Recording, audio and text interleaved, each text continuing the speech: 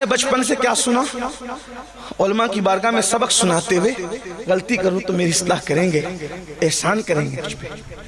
صبر کا مطلب کیا؟ اب تک بچپن سے ہی سنا، ابا مر گئے نہ رونا صبر کرو، بیٹا مر گیا نہ رونا صبر کرو، یعنی لوگوں کے ذہن میں سوچ بن گئی نہ رونا صبر ہے۔ السلام علیکم ورحمۃ اللہ تعالی وبرکاتہ۔ امید ہے آپ سب خیریت سے ہوں گے۔ جب زندگی آزمائشوں سے گھیر لے، آنکھوں میں آنسو ہو اور دل بے قرار ہو، تب صبر ہی وہ خزانہ ہے جو مومن کو عظمت بخشتا ہے۔ آج ہم سنیں گے سید امین القادری صاحب کا وہ خاص بیان جو صبر کی حقیقت کو دل میں اتار دیتا ہے۔ یہ بیان ان سب کے لیے ہے جو خاموشی سے اپنے دکھ جھیل رہے ہیں۔ آئیے اس بیان کو سنتے ہیں اور اس پر عمل کرنے کی کوشش کرتے ہیں۔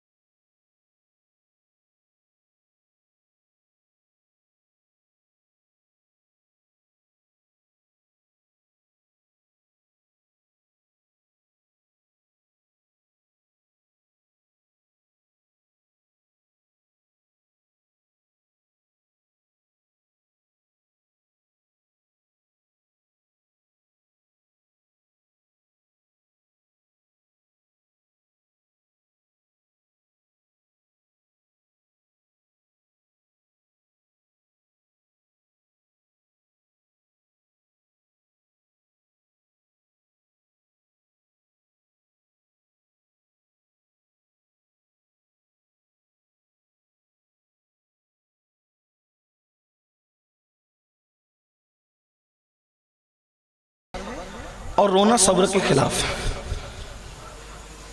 تو جو لوگ سخت دل لوگ ہیں یا جو لوگ محبتی سے آری ہے، جن پر رشتوں کو نبھانا بھاری ہے، جب کوئی مرتا ہے ان کی آنکھ میں کبھی آنسو نہیں آتے، تو کیا وہ صابر لوگ ہیں؟ اور ان اللہ مع الصابرین ان کے لیے جو باپ کا جنازہ پڑھنے بھی نہیں آتے، اگر آتے ہیں تو ہاتھ بند کر کے کھڑے رہتے ہیں، ہم ناپاک پڑھ نہیں سکتے، وہ صابر لوگ ہیں۔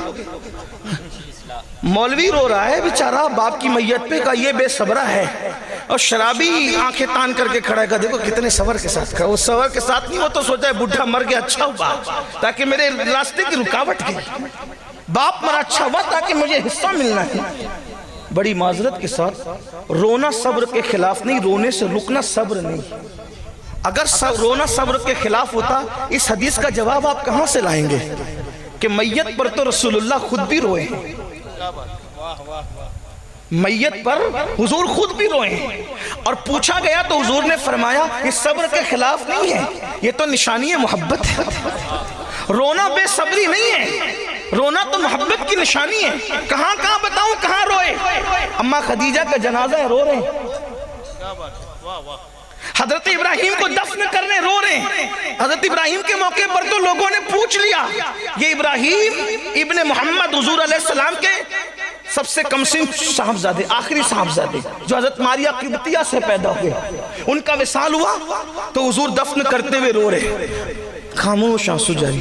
حضور آپ نے تو منع کیا رونے سے، آپ رو رہے ہیں۔ فرمایا یہ رونا منع نہیں، یہ تو محبت کی نشانی ہے کہ کوئی جدا ہو رہا ہے، کوئی دل کا پھل ٹوٹ رہا ہے، کسی کی گود خالی ہو رہی ہے، کسی کی گود اجڑ رہی ہے، کسی کے جانے سے تانے کا ذریعہ کچھ بن رہا ہے نا؟ تو یہ رونا صبر کے خلاف نہیں، محبت کی نشانی۔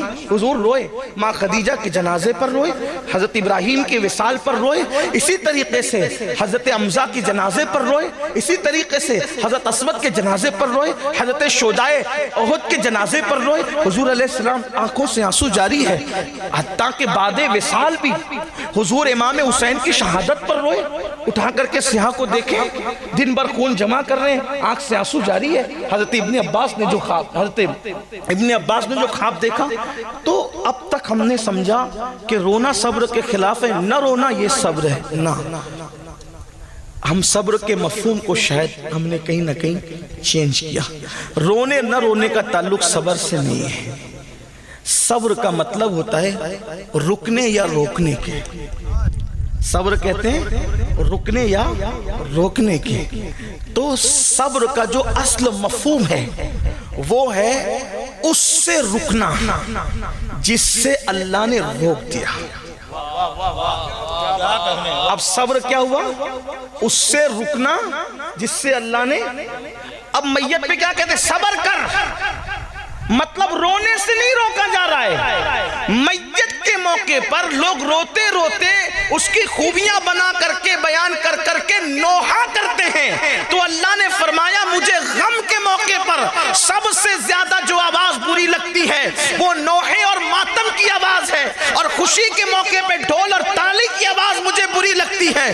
تو اللہ رب العزت کے نیک بندوں نے کہا صبر کرو, مطلب نوحہ مت کرنا کیونکہ نوحے سے اللہ نے منع کیا ہے. ماتم مت کرنا, ماتم سے اللہ نے منع کیا ہے. اب کیا مطلب ہوا؟ صبر کا مطلب یہ کہ جس چیز سے اللہ نے تجھے روک دیا ہے اس سے رک جانے کا نام صبر ہے. اب قرآن کہہ رہا ہے استعینوا بالصبر, صبر اور مدد, صبر اور نماز سے اللہ کی مدد طلب کرو. یعنی جن جن گناہوں سے اللہ نے تمہیں روک دیا ہے تم اس سے رک جاؤ, اور رکنے کے بعد نماز ادا کرو. آج بھی آسمان سے مدد اترتی ہوئی اپنی نگاہوں سے دیکھ لو. سبحان اللہ سبحان اب مدد کیوں نہیں آتی؟ اب مدد کیوں نہیں؟ کہ ہم رک نہیں رہے ان کاموں سے جن کاموں سے اللہ نے روکا ہے. ہم ہر وہ کام کر رہے جس سے اللہ نے روکا ہے. واللہ کوئی بلڈوزر میں اتنی نوک نہیں کہ تیرے گھر کی دیوار کو چھو سکے.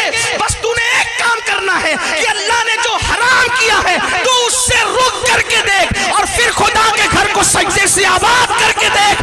تیرا گھر اجاڑنے والے خود تیرا گھر بنانے پر مجبور ہو جائیں گے. ہائے آیا فتنہ تاتار کے افسانے سے آسمان مل گئے کعبے کو صنم کھانے. نعرہ تکبیر, نعرہ رسالت, مذہب اسلام. سبحان اللہ سبحان اللہ, واہ واہ واہ. کسی حکومت کی تلوار میں اتنی طاقت نہیں کہ تیری گردن کا, بس تو حرام سے رک جا. لیکن مسلمان تو جب تک زنا کے اڈے آباد کرتا رہے گا, جب تک تو حرام کھاتا رہے گا, جب تک تو عورتوں پر پاپ کی نظر ڈالتا رہے گا, جب تک تو ناپاک گھومتا رہے گا, جب تک تو کھڑے ہو کر پیشاب کرتا رہے گا, جب تک تو ان علماء ربانیین نائب رسول سے بغض اور حسد کرتا رہے گا, اللہ اکبر, جب تک تو اپنے ماں باپ کو بے حرمتی کی نظر سے دیکھے گا, ان کو چلائے گا, ان پر چیخے گا, ان کی بے ادبی کرے گا, ان کی بے حرمتی کرے گا. ہاں اپنی جوانی کے غرور کے اندر, اپنی جوانی کے نشے میں تیرا نام عبد الرحمن, عبد السلام, عبد المصطفیٰ تو ہوگا, لیکن تیرا کردار مسلمانوں جیسا نہیں. تو صبح کر رہا ہے مشرکوں کی طرح, یہود اور نصارہ کی طرح, تو چہرہ بنا رہا ہے یہود اور نصارہ کی طرح. تیرا حال یہ ہے کہ تجھے فلم میں بیٹھنے کے لیے 3 گھنٹے تھکن نہیں ہوتی, لیکن 10 منٹ تو مسجد میں نہیں بیٹھ سکتا. ہاں تیرا حال یہ ہے کہ تیرے گھر کی بیٹی مشرکوں کی, یہود اور نصارہ کی بیٹیوں کی طرح بازاروں میں بے پردہ گھوم رہی ہے. تیرے گھر کی شادیوں میں ڈی جے بج رہا ہے, تیرے گھر کے آنگن کے اندر ڈھول بج رہا ہے, تیرے کانوں میں ایئر فون لگا ہے, اور تو پوری رات کبھی فلم دیکھ رہا ہے, کبھی گانے سن رہا ہے, کبھی گندی فلم دیکھ رہا ہے, کبھی ننگا ناچ دیکھ رہا ہے. اللہ کی مدد کب آئے گی؟ بلکہ جب قوم اللہ کی نافرمان ہوتی ہے تو پھر اللہ رب العزت کافروں کو خود کھڑا کرتا ہے, اٹھو مارو ان کا فاسقوں کو. میں ایسے نہیں کہہ رہا ہوں. ہلاکو اور چنگیز خان کا نام سنا ہے. اس دور کا کوئی ظالم ہلاکو چنگیز کے برابر ہے, سوچ بھی نہیں سکتے. ہلاکو اور چنگیز, ان کے بارے میں آپ سوچ نہیں سکتے. ہلاکو چنگیز نے جب مسلمانوں پہ حملہ کیا ہے, کئی دنوں تک دجلہ میں پانی نہیں صرف خون نظر آتا, دریا میں خون نظر آتا, اور سر مسلمانوں کی کھرپڑیوں میں شراب پیتے تھے وہ لوگ. لائبریریاں انہوں نے جلا کر کے پانی میں بہائی تھی. مسلمانوں کی بیٹیوں کے ساتھ وہ ظلم کیا ہے کہ کبھی وقت ہو, یہی عنوان ہو تو اس پر تفصیلی گفتگو, لیکن میرا عنوان وہ نہیں. اتنا ظلم کیا. ایک بزرگ، ایک ولی کہتے ہیں کہ جب ان کی فوج چلتی تھی تو ایسا لگتا ہے فوج نہیں چل رہی ہے، جیسے سیلاب آ رہا ہے، سروں کا ایک سیلاب ہے۔ اس ولی نے سوچا کہ میں مقابلہ کروں گا ان کا۔ تو جب وہ مقابلے کے لیے گئے تو دیکھا کہ نہیں، میں مقابلہ نہیں کر سکتا۔ آپ ولی ہو کے نہیں کر سکتے؟ کہ ان کے سروں پر ولیوں کی روحیں ہیں۔ کن کے سروں پر؟ ان کافروں کے، چنگیز اور ہلاکو کی فوج کے سروں پر ولیوں کی روحیں، ولیوں کی روحیں۔ اور وہ روحیں تڑپ تڑپ ان کو کہتی ہے اے کافروں، ان فاسق فاجروں کو قتل کرو، کیونکہ یہ مسلمان نہ رہے، فاسق فاجر ہو گئے، شراب پی کر فاسق ہو گئے، زنا کر کے فاسق۔ یہ جتنی میری قوم تک میری آواز پہنچ رہی ہے، یہ تو نیک لوگ اللہ والے بیٹھے ہوئے ہیں، لیکن آپ سے کہتا ہوں ہر آدمی اپنے آپ کو بہتر جانتا ہے، میں بھی اور آپ بھی۔ اپنے من میں ڈوب کر سوچو کہ کتنے مسلمان ہو۔ اسلام کہاں ہے ہماری زندگی میں؟ تجارت سے لے کر نماز تک کون سے ہم مسلمان ہیں؟ ہمارے اندر اسلام کتنا ہے؟ ایک یہودی عیسائی جھوٹی قسم کھانے میں، حضرت اگر یہودی کو کہہ دو موسیٰ کی قسم کھائیں، یا وہ عیسائی سے کہہ دو عیسیٰ کی قسم کھائیں، وہ نہ کھائیں گے۔ اور تم 10 روپے کی سبزی اور 200 روپے کی چپل بیچنے کے لیے اللہ کی جھوٹی قسم کھاتے ہو۔ کتنے مسلمان ہو؟ ہنسنے کی بات نہیں۔ ہاں، یہودی اپنا مذہب کسی لڑکی کی بنیاد پہ چھوڑنے کو تیار نہیں، عیسائی اپنا مذہب کسی لڑکے کو دیکھ کر چھوڑنے کو تیار نہیں۔ اور یہ مسلمانوں کا حال ہو گیا کہ اگر کوئی لڑکی خوبصورت نظر آئے تو اپنا مذہب بھی اس کے قدموں میں رکھتے۔ تو کیا ہلاکو چنگیز خان سے زیادہ ظالموں کا تمہیں انتظار ہے؟ اور ان لڑکیوں کا حال یہ ہو گیا جو کنیزان فاطمہ کہلاتی ہے، اگر کوئی خوبصورت اور مالدار نظر آ گیا تو اس کے قدموں میں مذہب رکھ دیا۔ یاد رکھنا، مذہب کا کھلواڑ کرنے والوں کو زیادہ دن تک خوشی دیکھنا نصیب نہیں ہوتی۔ اگر کوئی بیٹی کسی خوبصورت اور مالدار کے چرنوں میں مذہب کی قربانی اور بلی دے رہی ہے تو ایک دن اس پر وہ آئے گا کہ وہ چھوڑ کر کے بھاگے گا، اور پھر مذہب اسلام بھی اس کو پناہ نہیں دے گا، اور وہ در در بھیک مانگنے پہ مجبور ہو جائے گی، عبرت کی موت مرنے پہ مجبور ہو جائے گی۔ اور ایسا ہی ان لڑکوں کا حال ہے جو حسن پر، جو دولت پر، جو طاقت پر، ان کے قدموں میں آج اپنا مذہب قربان کرنے ہیں۔ نادان، ایمان اور اسلام اس دولت کا نام ہے۔ اگر علی اکبر جیسا بیٹا لٹا کر کے اس کو بچا لیا جائے تو بھی سستا ہے، اس لیے کہ اسلام کے برابر کوئی چیز ہو ہی نہیں سکتی۔ یہ ہم نے کربلا سے سیکھا ہے، یہ ہم نے کربلا سے سیکھا۔ 6 مہینے کا معصوم لٹا کر اگر دین بچا لیا جائے تو بھی سستا، اس کی قیمت نہیں ہے، اس کو دین کہتے۔ تم لڑکے اور لڑکیوں کے قدموں پہ دین قربان کر رہے ہو، تو یہ ان ظالموں جیسا تو ہم سوچ بھی نہیں سکتے۔ مگر وہ ظالم آئے کیوں تھے؟ بہت لمبی نہیں کروں گا، ٹائم تو پہلے ہی زیادہ ہوا، تھوڑی دیر غور کرنا، شارٹ کروں گا۔ حالانکہ مجھے بہت سے عنوانات دیے گئے لیکن اب عنوانات کو چھڑنے کا ٹائم بھی نہیں۔ اللہ کرے کسی کے دل میں بات اترے۔ یاد رکھنا، تو آخر ہلاکو چنگیز خان جیسے ظالم مسلمانوں پہ کیوں مسلط کیے گئے؟ اور ولیوں کی روحیں کہہ رہی تھی اے کافروں، ان فاسقوں کو مار ڈالو، قتل کرو۔ اس لیے کہ اس دور کا مسلمان بھی بہت دولت مند تھا۔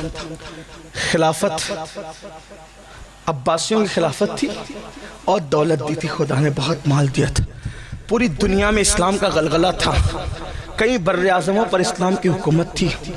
مسلمانوں کا حال یہ تھا کہ دوسرے ممالک کے بیت المال میں اور شاہی خزانے میں جتنی دولت نہیں ہوتی تھی اتنا بغداد کے ایک ایک مسلمان کے پاس دولت ہوتی، اتنی دولت خدا نے دی تھی۔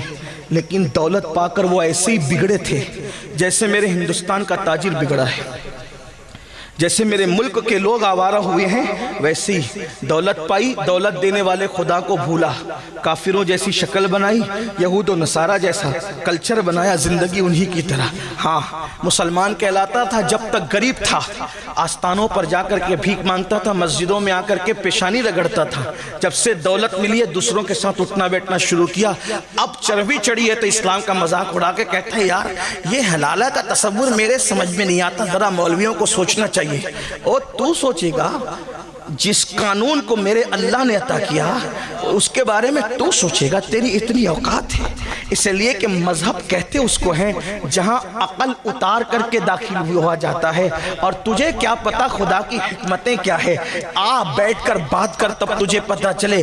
جو تیرے سماج میں رائج اسلام اس حلالے کی تائید نہیں کرتا جو حدیث میں وہ اتنا خوبصورت ہے، اگر اس کا کانسیپٹ پیش کر دیا جائے تو آج بھی چنگیزی اور ہلاکو کے دیوانے اسلام کے دامن میں پناہ لینے پر مجبور ہو جائے۔ لیکن تو نے پڑھا ہی نہیں، دین نہیں پڑھا، دھرم نہیں پڑھا، مذہب نہیں پڑھا، مسلک نہیں پڑھا۔ اللہ اکبر، تیرا حال تو یہ ہے میرے بھائی کہ تیرا غسل بھی 3 بچے پیدا ہونے کے بعد درست نہ ہو سکا۔ جس کو غسل کرتے نہ آیا 3 بچوں کی پیدائش کے بعد بھی، وہ قوم عزت پائے گی؟ وہ کب محمود غزنوی بنے گی؟ اس قوم کو فاروق اعظم کی طرح اقتدار ملے گا؟ نہیں، ایسا نہیں ہو سکتا۔ ہماری خواہش کیا ہے؟ اچھے کپڑے پہنو، عزت ملے گی، اچھا موبائل استعمال کرو، عزت ملے گی، اچھی گاڑیوں میں گھومو، عزت ملے گی۔ نادان ہو، اچھے کپڑے پہننے سے کبھی منع نہیں کرتا، میں تو کہتا ہوں پہنو، اس لیے کہ دوسروں کے درمیان جینا ہے، پہنو۔ اچھے جوتے پہنو، لوگوں کے درمیان جینا ہے، پہنو۔ آپ کہیں گے آپ یہ کہاں سے لاتے ہو؟ میں نے کہا میں دین سے ادھر ادھر ہٹنے کو تیار نہیں، میرے دین میں سب موجود، ہمارے مذہب اسلام میں سب موجود ہے۔ ایک مرتبہ امام موسیٰ کاظم نے بڑے مہنگے جوتے پہنے، اور بڑے مہنگے جوتے پہن کر جب بادشاہ نے بلایا تو اس کے دربار میں انہی جوتوں کے ساتھ گئے۔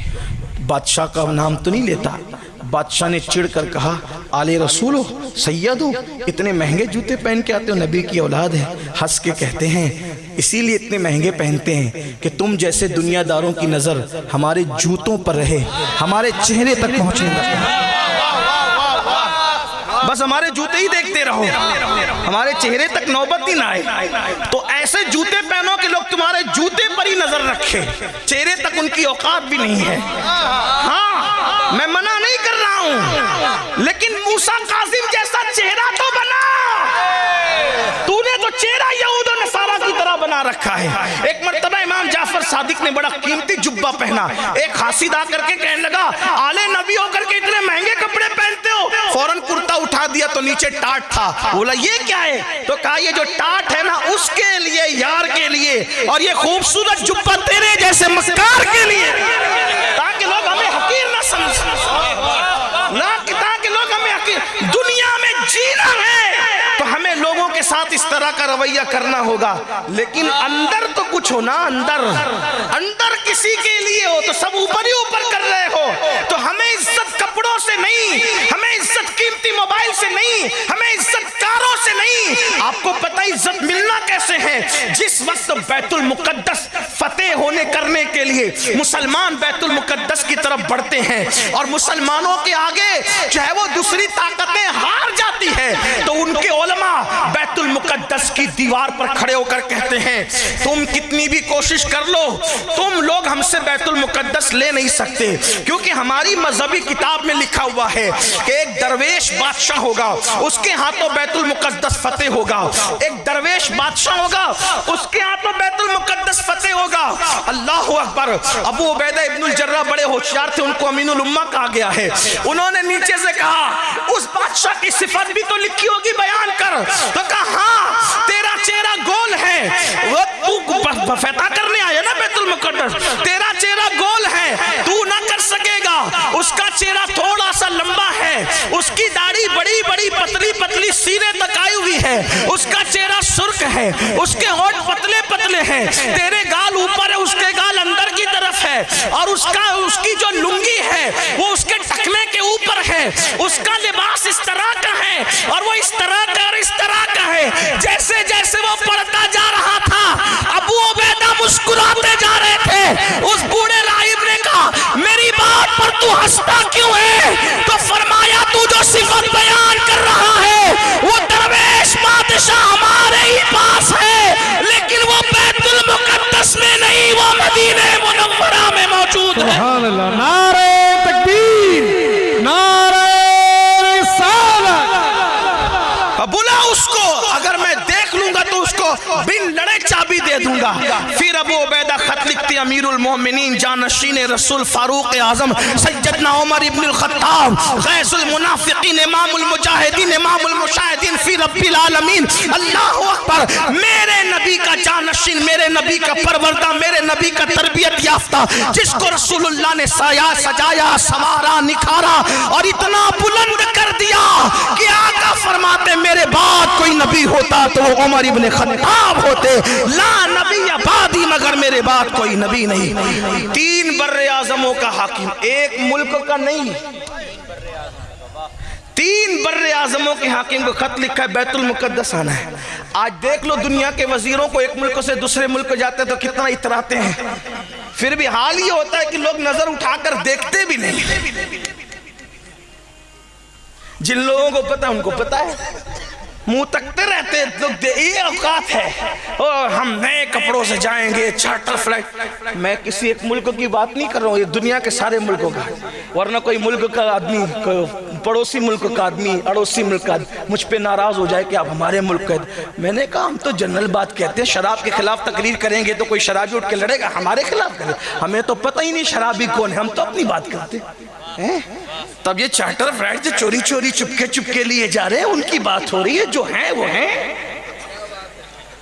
جو قوم کے پیسے چرا کر روزانہ نئے کپڑے پہن رہے، جو ہے سو ہے، ہمیں نہیں پتا کون ہے، ہم تو جنرل بات کرنے کے عادی کرتے رہیں گے۔ جن کی بے عزتیاں ہو رہے ہیں لوگ تکتے نہیں تکتے ان کی طرف، لیکن آؤ، ظالموں کی عزت کہیں نہیں ہے، نہ زمین کے اوپر ہے نہ زمین کے اندر ہے۔